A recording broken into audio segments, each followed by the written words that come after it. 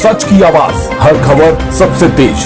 ये है the Hind 24 news, सच के साथ हर वक्त। नमस्कार, आप देख रहे हैं द हिंद 24 न्यूज और मैं हूं आपके साथ साक्षी निर्वाण।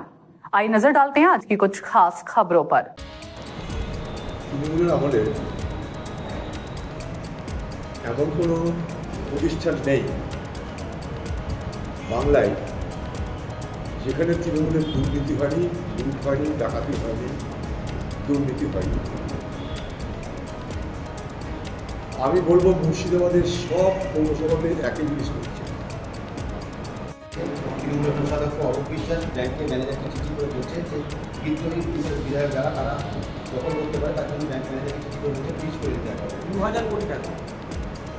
তাহলে বুঝুন তৃণমূলের টাকা কথা ছিল। তৃণমূল দল এখন ছুঁচোর কীর্তন লেগে গেছে। ভারতবর্ষের তৃণমূলের একটা আঞ্চলিক দল, কিন্তু মমতা ব্যানার্জির দৌলতে সে আঞ্চলিক দল এবং নতুন নিরাপত্তা রক্ষী নিতে অস্বীকার করছে মুখ্যমন্ত্রী। ওটা একটা ব্যক্তির একটা নিজস্ব স্বাধীনতা।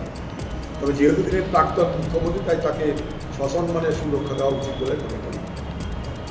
তার সুরক্ষা নিয়ে যেন কোনো টালবাহানা না হয়, এটা নিশ্চয়ই আমার দাবি থাকবে। দাদা, আপনারা তিনি প্রাক্তন মুখ্যমন্ত্রী,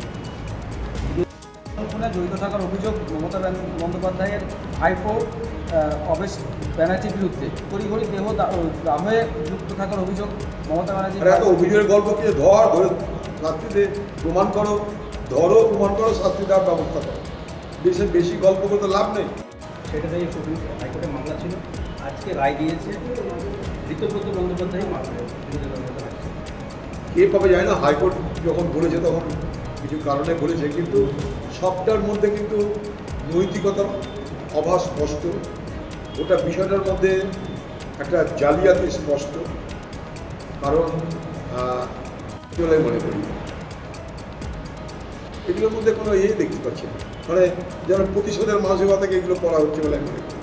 যেটা প্রমাণ আছে, পত্র আছে, তদন্ত আছে, তার মাধ্যমে কিছু হোক, কিন্তু দেখে মনে হচ্ছে না একটা কাউকে শাস্তি দেওয়ার জন্য, শিক্ষা দেওয়ার জন্য, প্রতিশোধ নেওয়ার জন্য আমি কিছু করছি, এইরকম একটা বাতাবরণ কিন্তু তৈরি হচ্ছে। देखते रहिए द हिंद 24 न्यूज।